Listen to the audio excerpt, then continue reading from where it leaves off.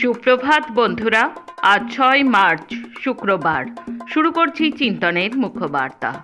আজকের মুখ্য বার্তার বিশেষ বিশেষ বিভাগগুলি: আন্তর্জাতিক সংবাদ, দেশের সংবাদ, রাজ্যের সংবাদ এবং খেলার সংবাদ। প্রথমেই চোখ রাখব আন্তর্জাতিক সংবাদে। ইরান যুদ্ধে কি করণীয় তা নিয়ে দ্বিধাবিভক্ত ইউরোপ। ইরানে আমেরিকার সহযোগিতায় ইসরায়েলের হামলার ঘটনায় দ্বিধাবিভক্ত ন্যাটো এবং ইউরোপীয় দেশগুলি।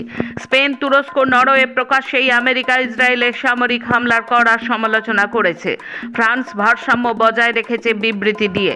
জার্মানি প্রাথমিক দ্বিধা কাটিয়ে সমর্থন করেছে আমেরিকার পদক্ষেপকে। ব্রিটেন প্রথমে বিরোধিতা করে, আবার আমেরিকার পাশে দাঁড়াচ্ছে। এরই মধ্যে তাৎপর্যপূর্ণভাবে NATO secretary general Mark Rutte Washington এবং তেল আভিভের সামরিক হামলার প্রশংসা করে বলেছেন, এর ফলে ইরানের পরমাণু ক্ষেপণাস্ত্র অপব্যবহারের সুযোগ ও সাহস কমবে। গত সোমবার আমেরিকার 3টি F-15 যুদ্ধ বিমান ভূপতিত হয়েছিল। আমেরিকার একটি সংবাদ মাধ্যম বুধবার দাবি করেছে, কুয়েতের যুদ্ধ বিমান F-18 থেকে ছোড়া ক্ষেপণাস্ত্রের আঘাতে ওই আমেরিকার 3টি F-15 যুদ্ধ বিমান ভূপতিত হয়। আমেরিকার এক সামরিক অফিসারকে উদ্ধৃত করে ওই সংবাদ মাধ্যমে প্রকাশ, F-18 হার্নেটের পাইলট ভুলবশত ক্ষেপণাস্ত্র নিক্ষেপ করেছিলেন, যদিও সমর বিশেষজ্ঞরা অন্য ইঙ্গিতও দিয়েছেন।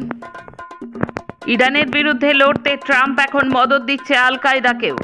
ইরানের মার্কিন হামলার প্রতিবাদে আমেরিকার সংসদের মধ্যেই হাতাহাতি, প্রাক্তন সেনাকর্মীকে মারল ট্রাম্পপন্থী সাংসদরা। ইরানের দ্বিতীয় জাহাজকে নিজেদের বন্দরে আশ্রয় দিল শ্রীলঙ্কা। সেই জাহাজে 208 জন ক্রু সদস্য শ্রীলঙ্কার নিরাপদ আশ্রয়ে। আমরা কোনো রাষ্ট্রের প্রতি পক্ষপাত দুষ্ট নই কিংবা কোনো রাষ্ট্রের কাছে অধীনস্থ নই। আমরা একটি মুক্ত এবং সার্বভৌম রাষ্ট্র হিসেবে কাজ করি, বিবৃতি দিয়ে জানালেন শ্রীলঙ্কার রাষ্ট্রপতি অনুরা কুমারা দিশানায়েক। রণতরীতে হামলার 24 ঘন্টার মধ্যে ইরান প্রত্যাঘাত করল। উত্তর উপসাগরে চলছে আমেরিকার ট্যাঙ্কার, ছবি দিয়ে দাবি করল তেহরান। বুধবার ইরানের রণতরীতে হামলা চালিয়েছিল আমেরিকা। এবার আমেরিকার ট্যাঙ্কার হামলা চালালো ইরান। ঘটনাচক্রে এই প্রত্যাঘাতের কয়েক ঘন্টা আগেই আমেরিকাকে হুঙ্কার দিয়েছিলেন ইরানের বিদেশমন্ত্রী আরাঘাচি। যুদ্ধ ঘা মারল আজারবাইজানেও। ড্রোন হামলায় ক্ষতিগ্রস্ত বিমানবন্দর, দায় এড়ালো ইরান। মুহুর্মুহু বিস্ফোরণের শব্দে কাঁপল কাতারের রাজধানী। 2টি ড্রোন বৃহস্পতিবার আজারবাইজানে এসে পড়ে। তার মধ্যে একটি আছড়ে পড়ে ইরান সীমান্ত থেকে প্রায় 10 কিলোমিটার দূরে নিকছিভান বিমানবন্দরে, অন্যটি পড়ে পাশের গ্রামের স্কুলের কাছে। এবার আবুধাবির বিমানবন্দরের কাছে বিস্ফোরণ। দেশ জুড়ে সতর্কতা জারি করল সংযুক্ত আরব আমিরশাহী। পশ্চিম এশিয়ায় সংঘর্ষ অব্যাহত। মার্কিন ইসরায়েলি হামলার প্রত্যাঘাত করছে ইরান। একাধিক দেশে তাদের ড্রোন আছড়ে পড়ছে। যত দিন যাচ্ছে পরিস্থিতি জটিল হচ্ছে। জেনজি বিক্ষোভের পর নেপালে প্রথম ভোট পর্ব মিটল নির্বিঘ্নেই। ভোটদানের হার প্রায় 60%, বলল কমিশন। প্রসঙ্গত, গত সেপ্টেম্বরে জেনজি বিক্ষোভের পর এই প্রথম সাধারণ নির্বাচন হচ্ছে নেপালে। সকাল 7টা থেকে বিকেল 5টা পর্যন্ত চলেছে ভোট গ্রহণ। আসছি দেশের খবরে। 6 দিন জল মাপার পর বৃহস্পতিবার মোদী সরকার ইরানের সঙ্গে যোগাযোগ তৈরির চেষ্টা করল, যদিও ইরানের ওপর আমেরিকা ইসরায়েলের যৌথ হামলার নিন্দা এখনও করে উঠতে পারেনি মোদী সরকার। মোদীর অবিবেচক ইসরায়েল সফরেই পশ্চিম এশিয়ার সংঘাতে ভারতের কূটনৈতিক সংকট তৈরি হয়েছে। সিপিআইএম ইংলিশ পত্রিকা পিপলস ডেমোক্রেসির সম্পাদকীয়তে এমনটাই লেখা হয়েছে। তেলের যোগানে তৈরি হয়েছে সংকট। ভারতের হাতে মজুদ মাত্র 25 দিনের তেল। ভারত এখন উভয় সংকটে। একদিকে ট্রাম্পের হুমকি, অন্যদিকে রাশিয়া তেল নিয়ে সাহায্য করতে রাজি ভারতকে। যুদ্ধের জেরে ধাক্কা বাসমতি চাল রপ্তানিতে। পথে আটকে আছে 4 লক্ষ টন চাল, যা যাওয়ার কথা মধ্যপ্রাচ্যের বিভিন্ন দেশে। পশ্চিম এশিয়ার যুদ্ধ পরিস্থিতি তেলের সঙ্গে সঙ্গে চিন্তা বাড়াচ্ছে রান্নার গ্যাস, এলপিজি থেকে গাড়ি কারখানায় ব্যবহারের গ্যাসের যোগান নিয়ে। ইরানের হামলার কারণে কাতার এনার্জি কোম্পানি তরল প্রাকৃতিক গ্যাস বা এলএনজি উৎপাদন সম্পূর্ণ বন্ধ করে দেওয়ায় পরিস্থিতি আরও জটিল হয়েছে। কাশ্মীরের এক সাংসদের বিরুদ্ধে মামলা দায়ের করল পুলিশ। কাশ্মীর উপত্যকার সাম্প্রতিক বিক্ষোভ মিছিল নিয়ে সংবাদ মাধ্যমে মিথ্যা ও বিভ্রান্তিকর তথ্য ছড়ানোর অভিযোগে শ্রীনগরের সাংসদ আগা সৈয়দ রহুল্লাহ মেহেদির বিরুদ্ধে মামলা দায়ের করল পুলিশ। ইরানের সর্বোচ্চ শাসক আয়াতুল্লাহ আলী খোমেনির হত্যার ঘটনাকে কেন্দ্র করে সম্প্রতি বিক্ষোভে উত্তাল হয় কাশ্মীর। মেহেদি কাশ্মীরের সেই বিক্ষোভ সমাবেশের ভিডিও সংবাদ মাধ্যমে পোস্ট করেছিলেন। সেই সঙ্গে তিনি অভিযোগ করেছিলেন, নিরাপত্তা বাহিনীর সঙ্গে বিক্ষোভকারীদের সংঘর্ষের সময়ে এক মহিলা আন্দোলনকারীকে নিগ্রহ করা হয়েছে। পুলিশের বক্তব্য, সমাজে ভয় ধরাতে বেআইনি কার্যকলাপে ইন্ধন দিতে মেহেদি বিভ্রান্তিকর বিষয় ডিজিটাল ও সোশ্যাল মিডিয়ায় ছড়িয়েছিলেন এবং তার যথেষ্ট তথ্য প্রমাণ রয়েছে পুলিশের হাতে। টানাপোড়েনের অবসান। আগামী বিধানসভা নির্বাচনে ডিএমকে এবং কংগ্রেসের মধ্যে আসন সমঝোতা হয়ে গেল। ডিএমকে কংগ্রেসকে তামিলনাড়ু বিধানসভায় 28টি আসন ছাড়তে রাজি হয়েছে। এর সঙ্গে সঙ্গে আসন্ন রাজ্যসভা নির্বাচনেও কংগ্রেসকে একটি আসন ছাড়তে ডিএমকে রাজি হয়েছে। মঙ্গলবার কংগ্রেস নেতা পি চিদাম্বরম ডিএমকে প্রধান ও মুখ্যমন্ত্রী এম.কে. স্ট্যালিন এর সঙ্গে বৈঠক করেছিলেন। তারপরে দুই দলের শীর্ষ নেতৃত্বের মধ্যে আলোচনার পরে বুধবার চূড়ান্ত ফয়সালা হয়েছে। কংগ্রেস নিজের দাবি 30 থেকে 40টি আসন না পেলেও গতবারের থেকে বেশি আসন পেয়েছে। এখন রাজ্যের খবর।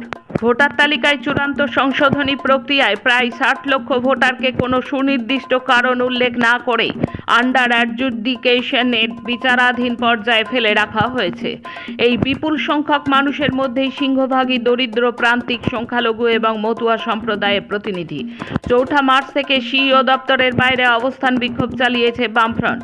5 মার্চ বিমান বসুর নেতৃত্বে বামফ্রন্টের একটি প্রতিনিধি দল সিইওর সাথে দেখা করেন।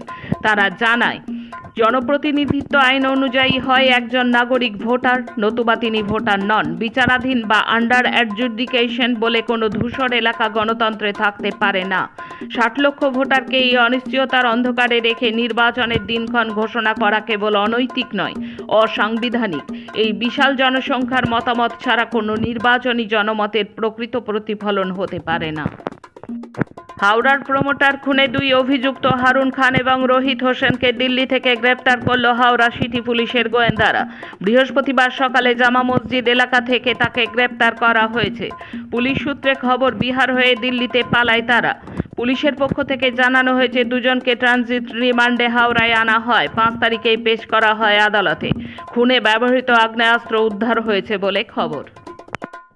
ভোটের মুখে পদত্যাগ করলেন পশ্চিমবঙ্গের রাজ্যপাল সিভি আনন্দ বোস। বৃহস্পতিবার সন্ধ্যায় দিল্লিতে গিয়ে রাষ্ট্রপতির কাছে তাঁর পদত্যাগপত্র পাঠিয়ে দিয়েছেন বলে জানা গিয়েছে।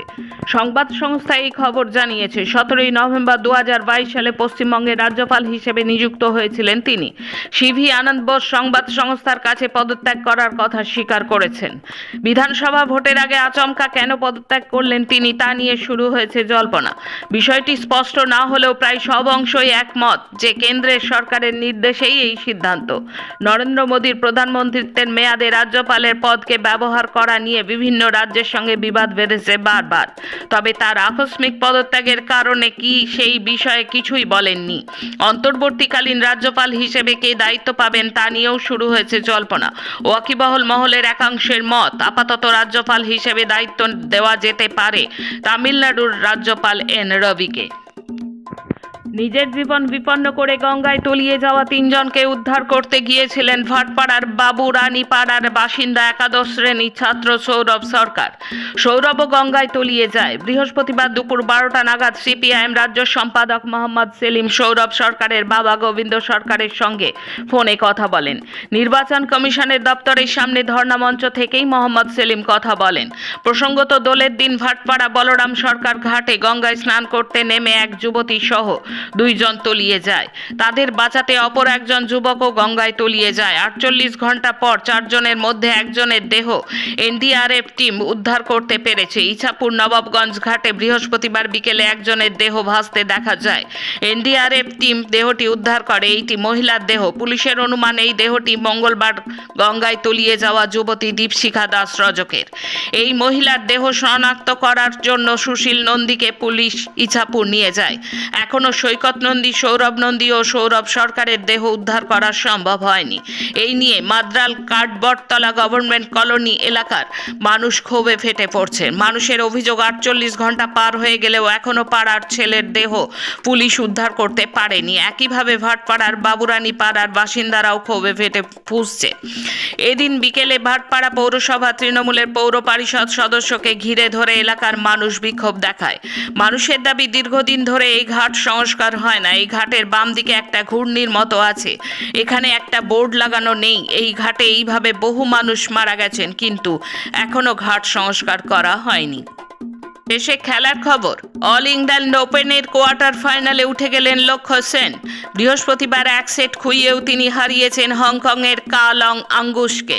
লক্ষ্য জিতেছেন 21-19, 21-23, 21-10 ফলে। আরব সাগরে ডুবে গেল ইংল্যান্ডের বিশ্বকাপ স্বপ্ন। ওয়াংখেড়ের দর্শক ঠাসা ক্লাসরুমের অল্পের জন্য 5 মার্ক পেল না ইংল্যান্ড। এই নিয়ে টানা 3বার টি-20 বিশ্বকাপের সেমিফাইনালে মুখোমুখি ভারত বনাম ইংল্যান্ড। ভারত 7 উইকেটে 253 রান করে, তার বদলে ইংল্যান্ড 7 উইকেটে 246 রানে গুটিয়ে যায়। 7 রানে জয়ী হয় ভারত। ভারত ফাইনালে উঠেছে। আজকের মুখ্য বার্তা এই পর্যন্ত। নমস্কার।